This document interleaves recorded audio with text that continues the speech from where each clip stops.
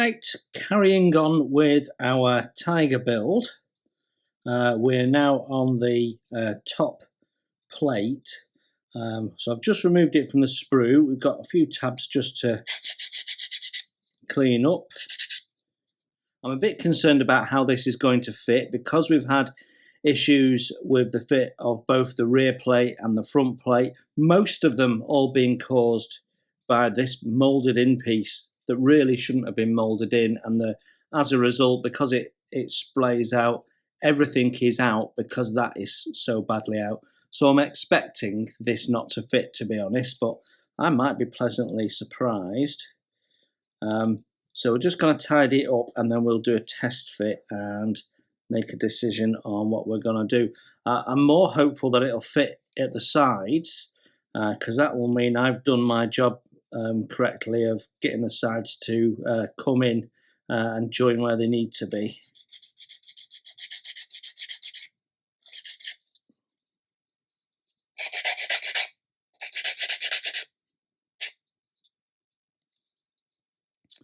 Right then, moment of truth.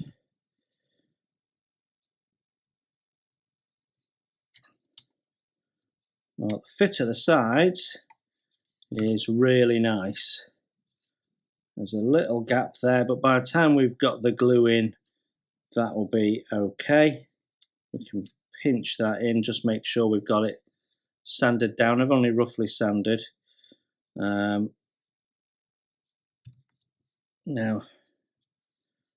the fit at the end, however, is not so good.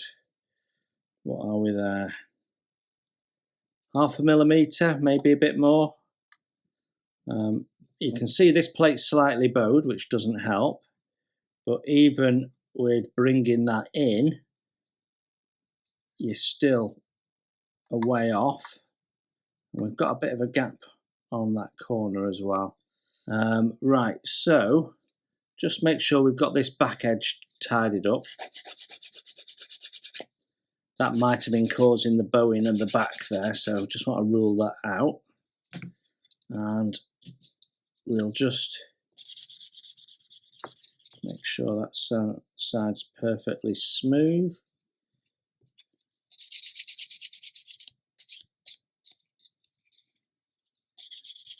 So on the front there's a little cutout there which sits on that tab there, so that's the location point.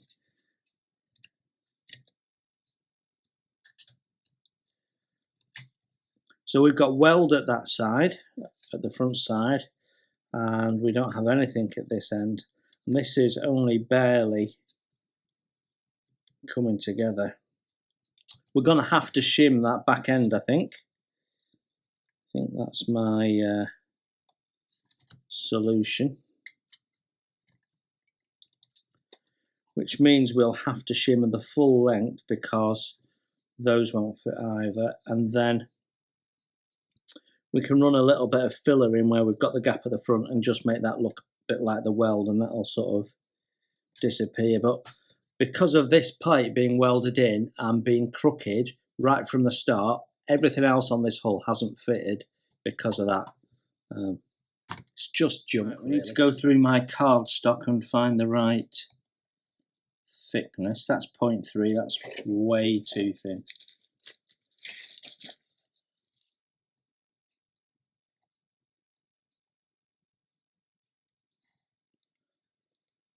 Right, that seems about right. So that is 0.7 of a millimetre. So, okay, so mark off the edge there.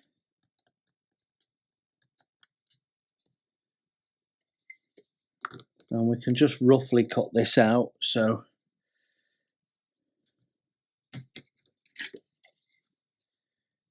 using my Tamiya scissors, they're ideal for these sort of jobs.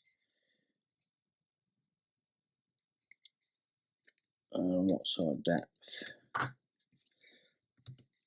There's a section in the middle that's slightly raised, so we are going to be sanding this down because we've got the shape to allow for as well. So we do it the deeper part. So about there.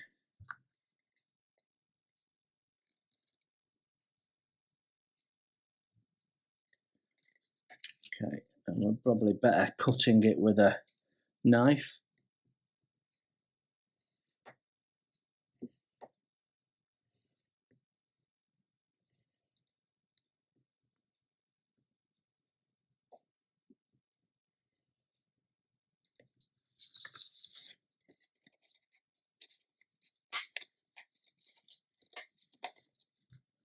Right, that should hopefully do.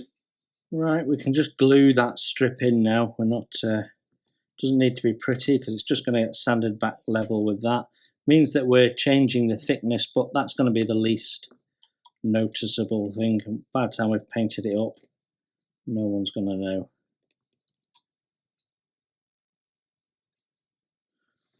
Plastic card glues really quickly, so what we can do is we can just plop that in just to hold it into place for a sec. There we go.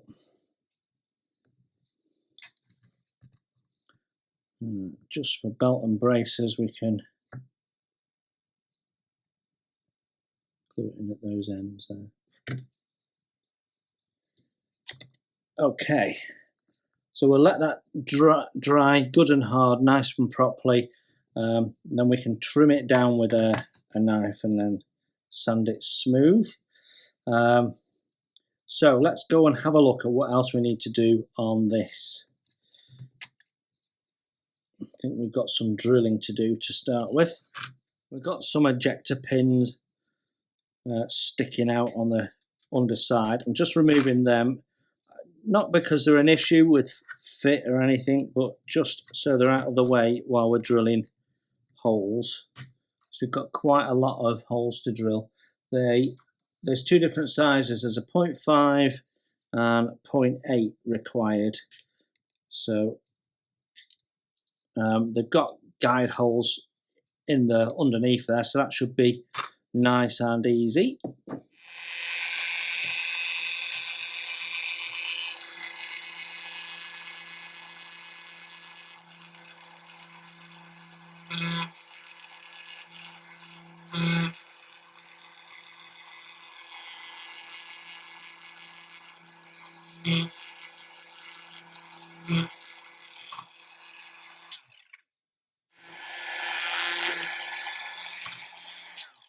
Right, that's all the holes drilled. Okay, the glue has dried on our shim now. It's been left for a few hours, so that should be perfectly fine. So first thing I'm going to try and do is just trim that down a little bit before we get into sanding. Right, having trimmed it down, this is where these really coarse sanding sticks come into their own.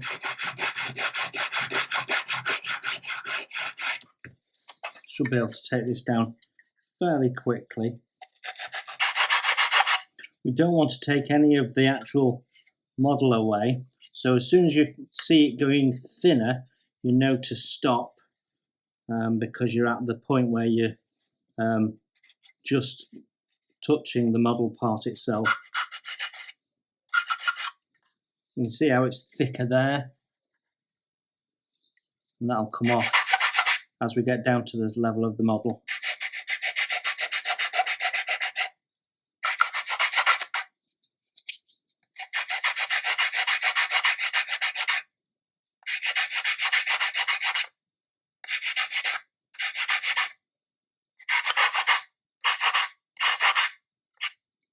There we go.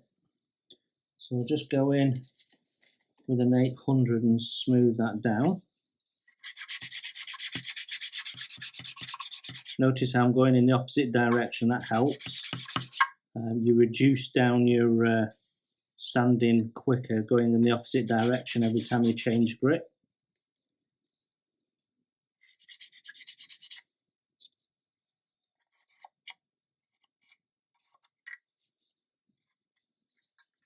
Okay, that looks okay.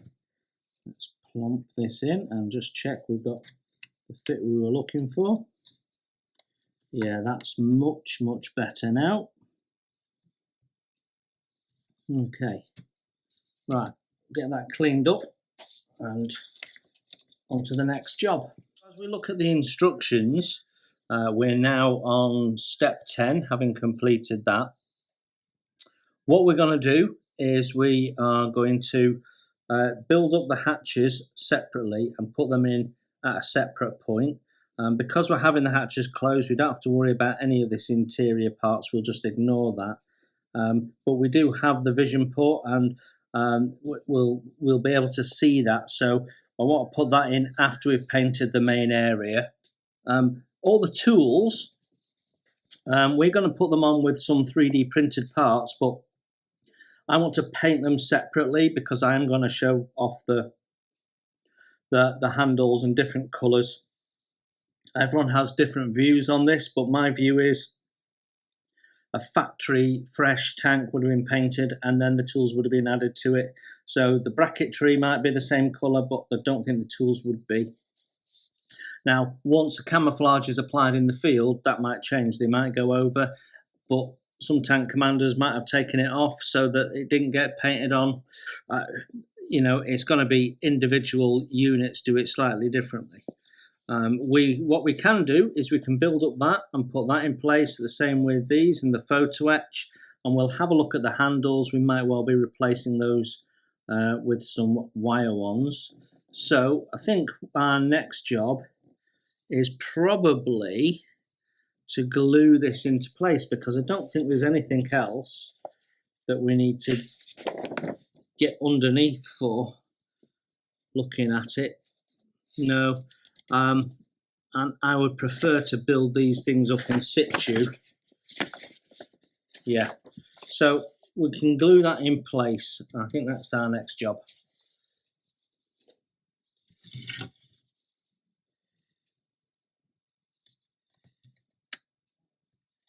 So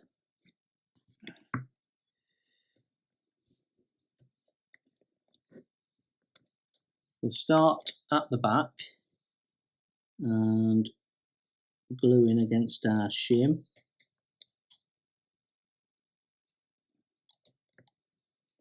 And then we can go down this side.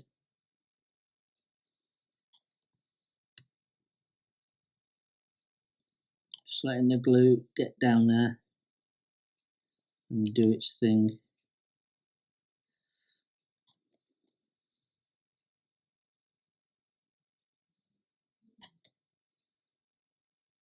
We do have a bit of a gap here where it's not quite straight, but we'll fill that afterwards. Again, that's the front underneath plate that's causing that problem.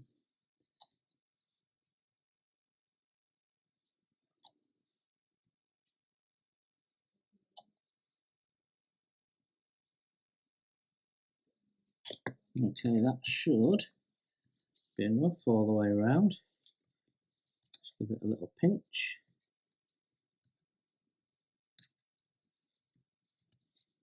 That looks good. Okay, these are the parts for the back plate, the engine cover. So we've got the back plate there, we've got the cover which has got some nice texturing on the top, but nothing really. You can see there in the light, it's quite nice on the top, but there's nothing on the side, so I want to just deal with that before we glue that in place. I'm not going to put texture on there because it's a sheet steel piece. The piece they provide that goes over this opening here actually isn't bad at all. It just looks a little bit too thick, but in the upgrade set you get a photo etch replacement and some 3D printed parts. So we'll have a go at sticking those on, I think.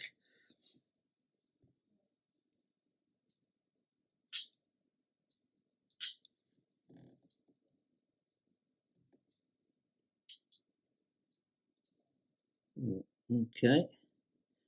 Well, does the job, but there we go. So we have some really tiny little parts.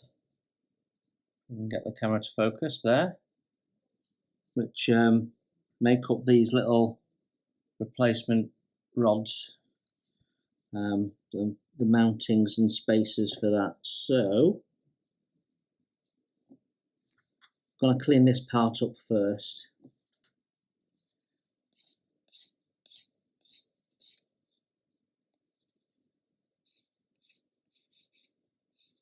It's a little bit of a seam, and I'm just going to take that out so that we've not got anything causing an obstruction when we fit it. We'll test fit it in a sec.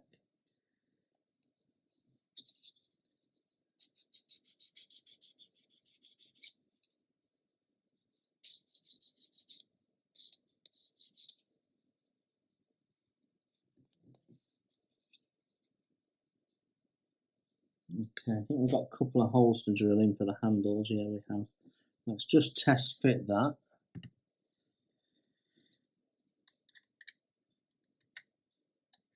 Yeah, that goes in lovely, so that's okay. Right, we'll drill the handle holes next.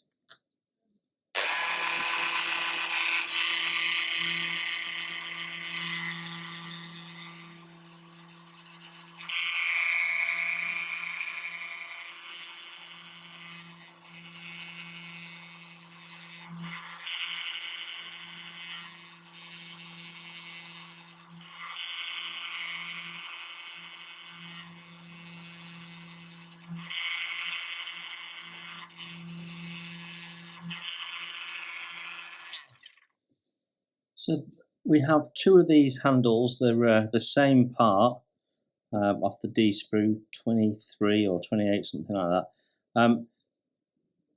They're a bit oversized for my liking, so I'm going to replace those with wire, which means I don't have to spend time cleaning them up, because the mold seems to be a bit mismatched and they're not quite circular, more sort of square actually. So I'm going to make two.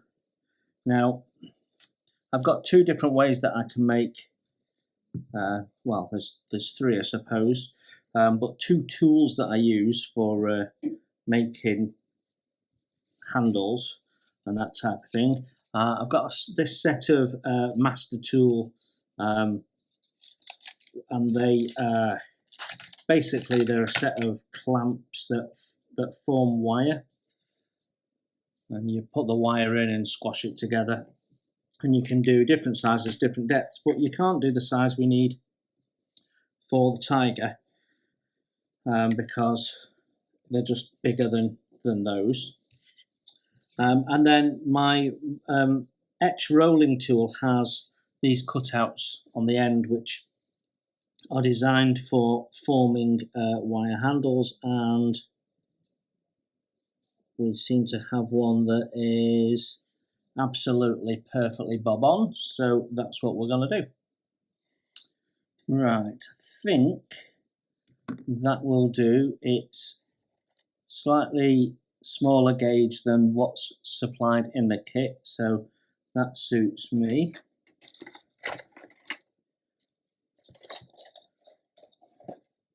So I'm just going to straighten it.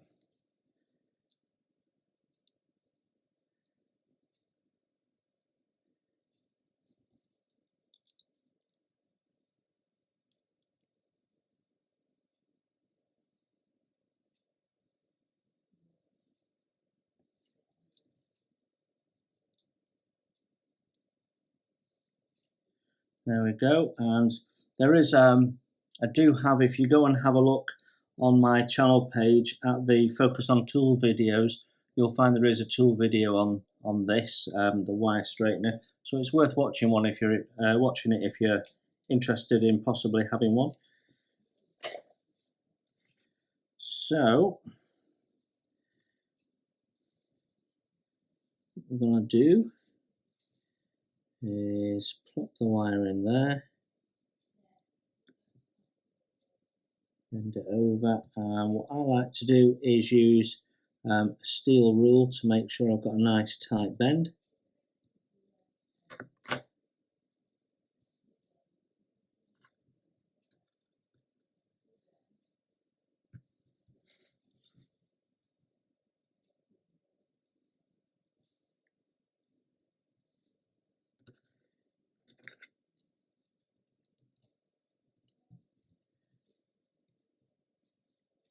Press that down, pull that flat, and that's our first handle done.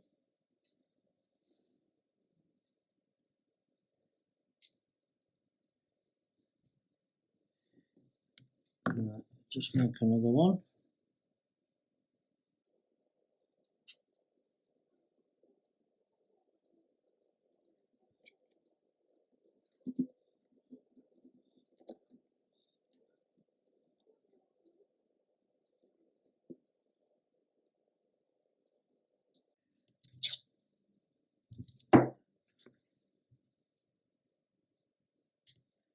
That's another one, and then what we'll do is just flatten them onto the steel rule, and then we've got two placement handles which I think will look better when on. We'll just test fit the depth and make sure that they're wide enough. Oh, there we go.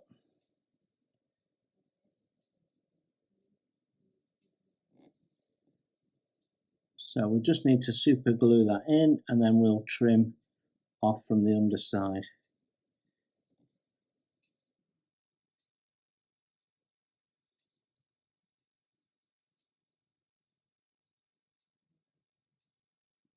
Just a bit of super glue on the inside should be enough.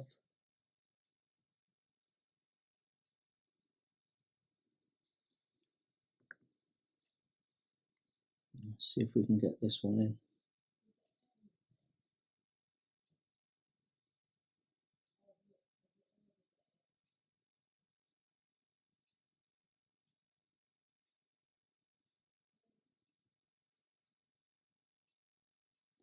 Okay, that's about right. Glue that in.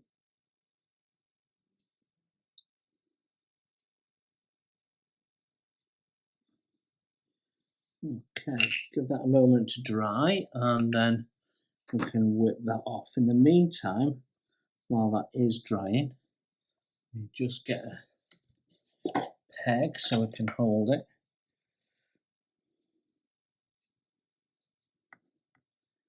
We'll have a look at this.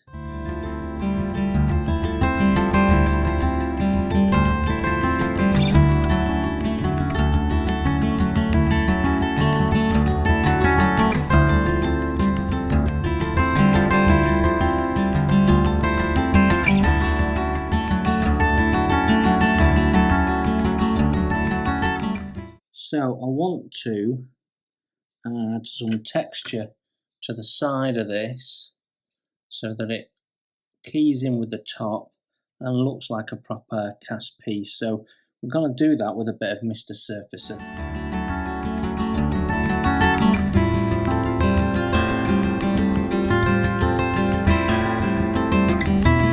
Just a bit of super glue on the inside should be enough.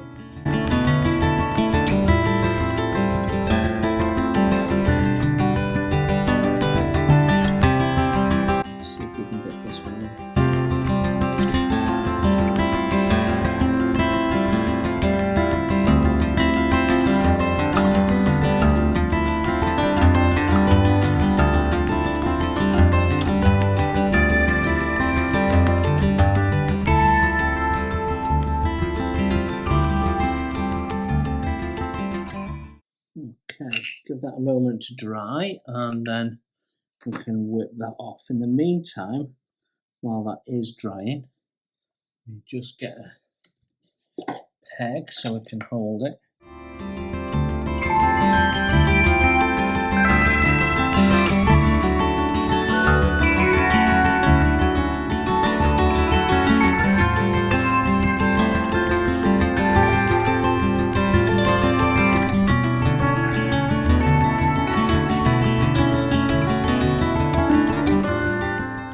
So I want to add some texture to the side of this so that it keys in with the top and looks like a proper cast piece. So we're going to do that with a bit of Mr. Surfacer.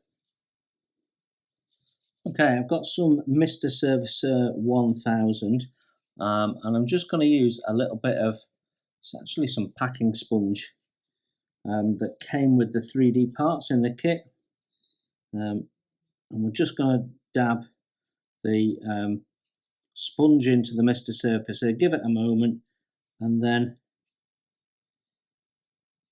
we stipple it on, and then while it's wet, with the dry bit of the sponge, we just add some texture to it.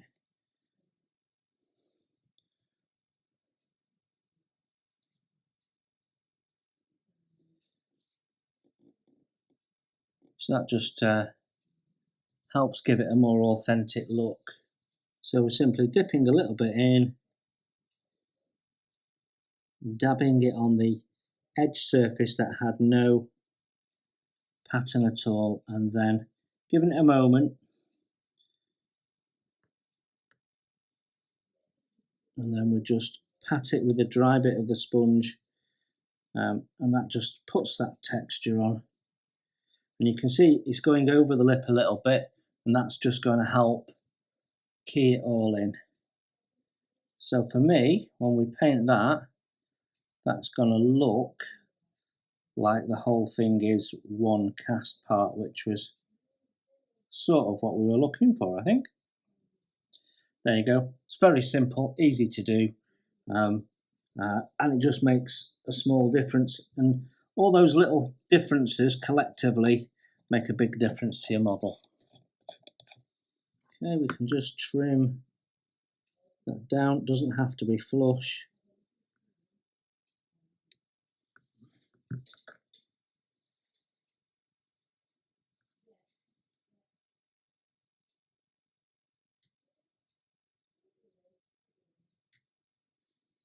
Okay, that is our handles done. So we can glue this on now, and the easiest way of doing that is to plop it on, flip this upside down, and then run a little bit of liquid glue in there like so. That should do the job for us.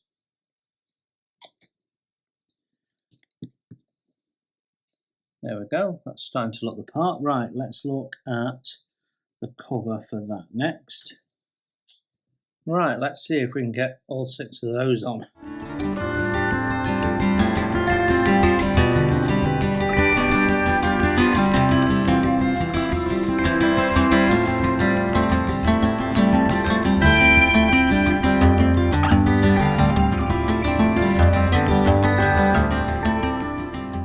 Not just getting them on, it's getting them on straight.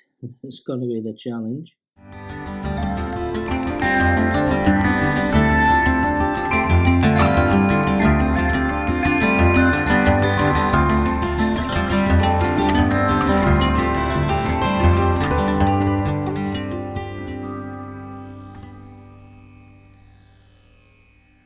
I'm going to use the photo etch just to double check that we've got them spaced correctly. That appears to be okay. We'll carry on and do the other 4.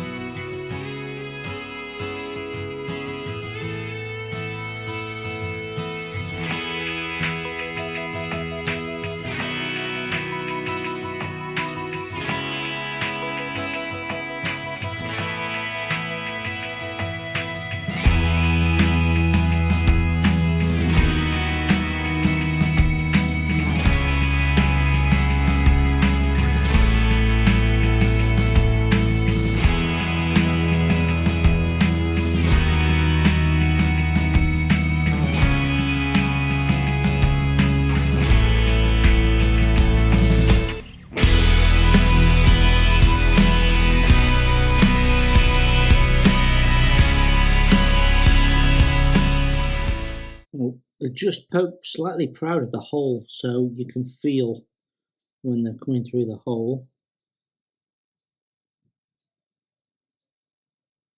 And they are all aligned, so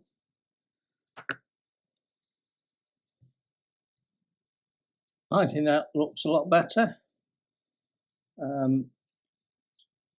Make sure that you're using slow drying glue, because you do have to give them a little bit of a wiggle about. So yeah, that is that part done. Let's get that glued in, I think.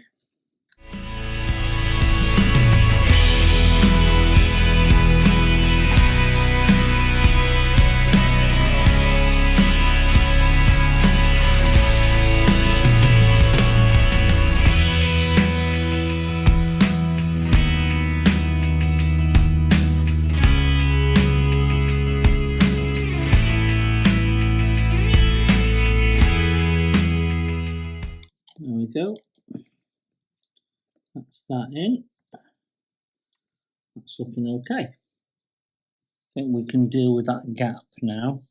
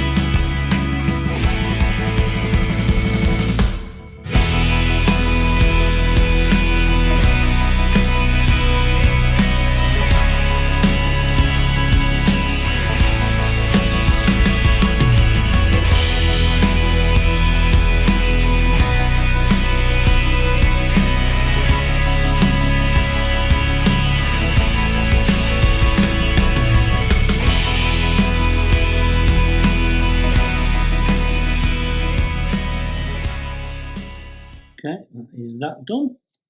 We can look at the rear gratings now. So we have two parts to these. We have an upper part, which is that one there, and a lower part, which is that one there.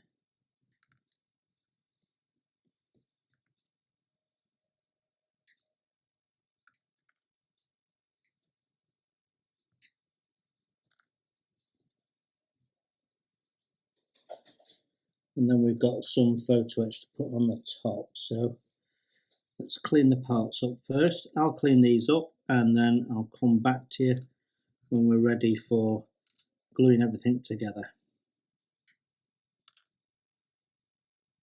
There's quite a bit of a heavy seam along this back, so you do need to get in and get that seam off, because that could well be quite noticeable under paint. What we don't want is anything that sort of fills the gap and takes away the look that this is a separate part.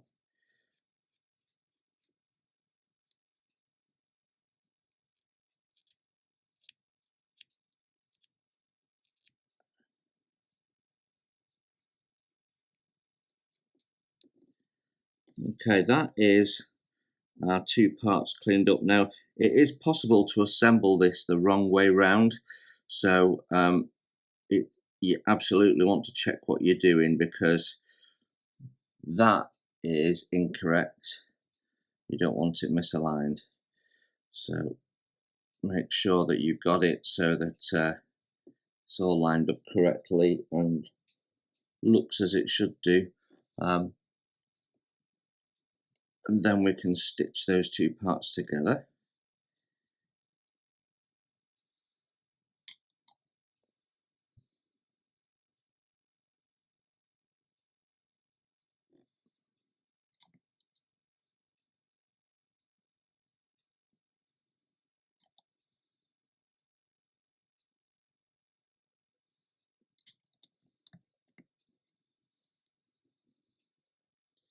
Okay, that's the plastic grills done. Now, I have realised that I've made a mistake.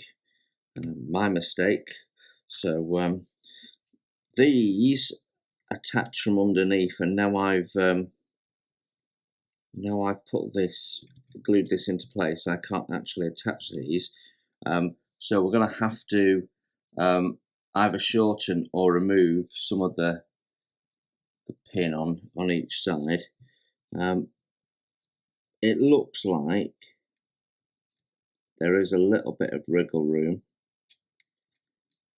so I'm going to try and just thin the pins down a little bit.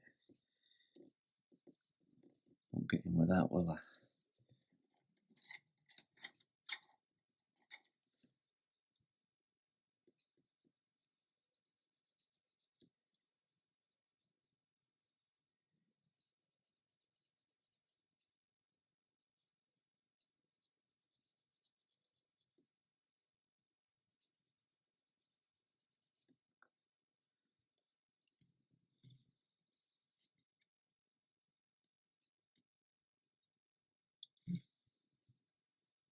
Maybe we have to take the pin all the way off.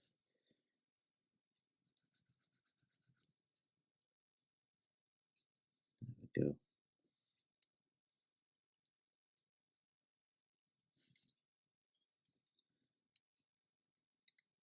we go. Okay, so that doesn't quite want to fit, so we need to thin the shim at this end. Probably the best way of doing that is to get in there and scrape it back a little bit.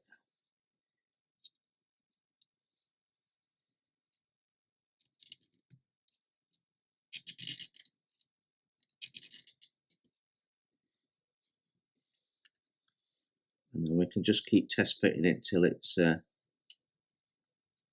nice fit. So it's going down at that side, just about there onwards, yeah. I think it's just not quite square.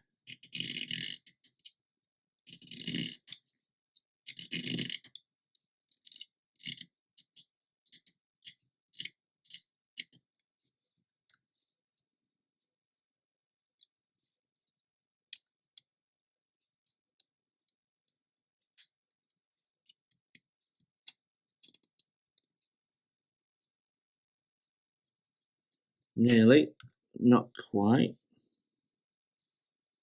Okay, that is our grills in.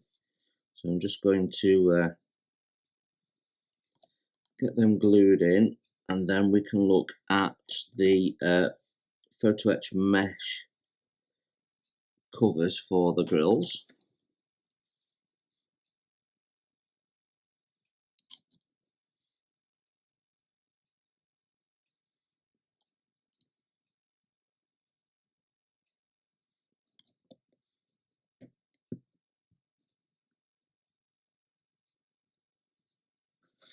So there's definitely something out of line at this side. Now this was the side where this side of the lower hull was flared out and slightly twisted, and that's why we've had a gap at that end and had to thin the shim at that end, and everything's square at that end.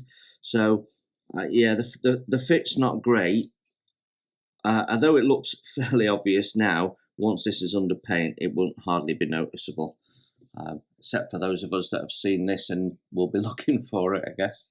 Right, let's talk engine mesh very briefly.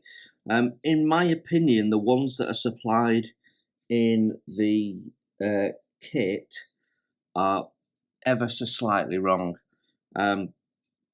Certainly on early Tigers, this mesh tended to be just welded straight onto the unit.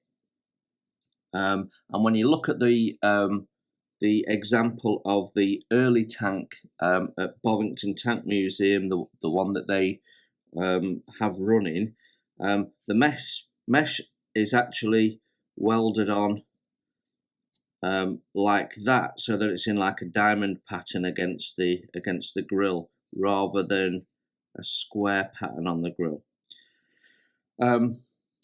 Certainly later tigers and definitely panthers had purpose made frames with the mesh on, but early tigers I don't think did. So I think the border here is incorrect. However, I am going to run with it in this instance because it's a minor detail.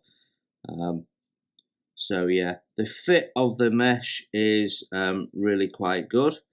On this one, however, it overhangs, and when I look at the back, we can see there's some fold lines, but the fold lines are straight. And when you look at the part, there's no way that's going to fit. We'll try it in a minute. But when you look at the part there, you see it's not straight all the way along. We've got this little angle up here. So we're going to fold this and see what happens, but I think I know what's going to happen. It's not going to fit. So I'm using my Tamiya bending pliers for this task.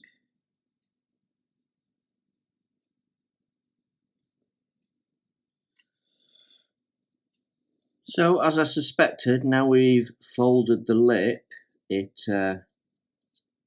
not even remotely wanting to fit. Yeah, because it can't go over the edges. And when you look at the instructions for this,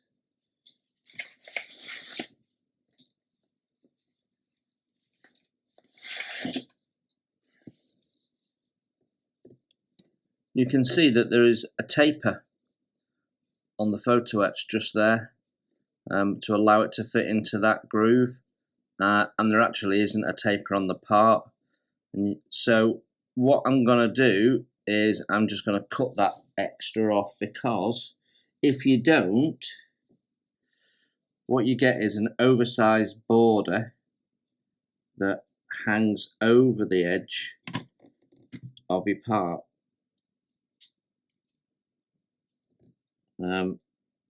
Yeah, it hangs over the edge. I can get my tweezer in there.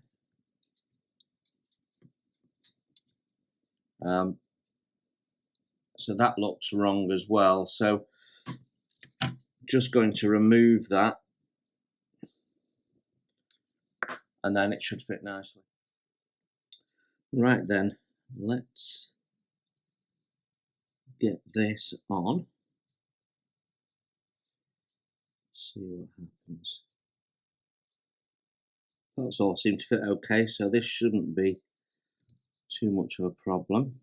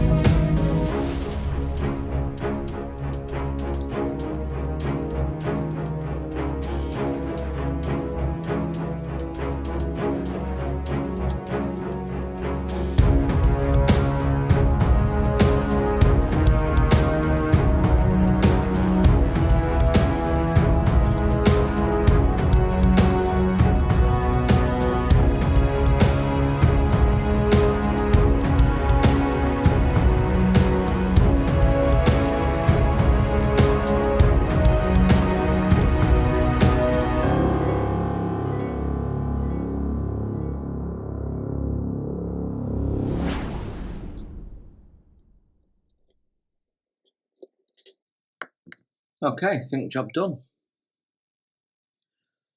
Okay, these are the parts that we have left for step 10, which we've been working on. It's not all the parts. I don't need the interior parts because we are just going to glue these in place because there's no interior to the tank. We've also got the clear parts that go in for the vision blocks, which we'll do separately, so we'll leave them where they are for now. But then there's also in the next 3 steps, we're basically building up all the equipment that's on the top plate here, and that's pretty much this lot here.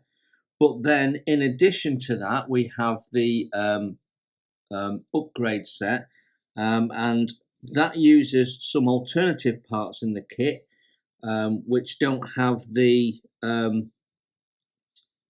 fastening brackets on, so that you can use photo etch or 3D printed parts. We've got a 3D printed replacement fire extinguisher, and then these, the rods for cleaning the gun barrel. We've got replacement 3D printed fastener points for that, which are really, really nice. But also we're going to have the rods in use, so rather than cutting the brass tube to length that they've supplied us, we'll use it in all one strip, hopefully. So we've got all sorts of parts here to be going out. Now in the instructions, it gives you 2 options for the lights. So you've got 2 lens options that it suggests, and it wants you to modify the light, take off the back. But all the reference photos I've seen have no lights on. So certainly at the Russian proving grounds, when she's being inspected, there is no lights on it. But also the photograph I have of her in the snow before she's captured, she also has no lights on. Have a look at the photograph of the tiger in the snow in my title and then title sequence, and if you just pause it and study it, you'll see that there's no lights on. So I'm going to go for the 3rd option that they've not given us and not put the lights on, because I think that's historically more accurate. In addition to all this plastic, we've got a fair amount of photo etch to work through as well. So what I'm going to do is I'm going to sort out the parts into what I do want to use, what I don't want to use, and then I'll come back to you when I've got a definitive plastic part count.